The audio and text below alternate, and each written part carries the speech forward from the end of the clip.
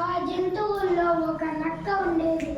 ఆ నక్క సాధారణంగా నక్కలు పులులు, సింహాలు తిని వదిలేసిన ఎముకలు, అలానే మాంసము తిని బతుకుతాయి.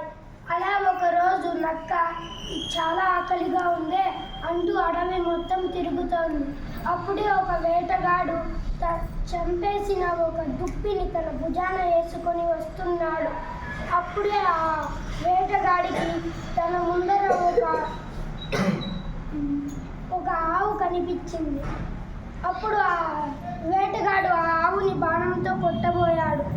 అప్పుడు ఆ బాణము ఆవుకు దగ్గరగా తగిలి ఆ ఆవుకు చాలా కోపం వచ్చి ఆ వేటగాడిని చంపేసింది. ఈ ఆవు అలానే వేటగాడు కొట్టుకుంటూ ఉన్నప్పుడు ఈ మధ్యలో ఒక పాము నలిగిపి చనిపోయింది. అప్పుడు ఆ బాణము ఆవుకు గట్టిగా తగలడం వల్ల ఆ ఆవు కూడా చనిపోయింది.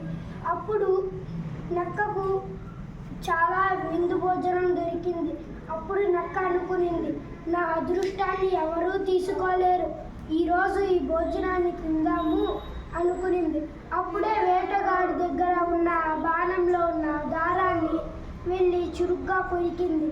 దాంతో ఆ బాణంలోని ఆ కట్టి నక్క గుండెకు తగిలి నక్క కూడా గిలగిలా కొట్టుకొని చనిపోయింది.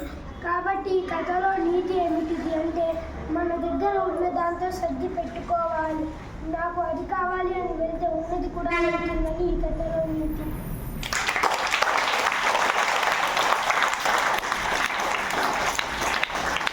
ఓకే. నక్క ముందు 5 శవాలు పడి ఉన్నాయి, అవి తినచ్చు.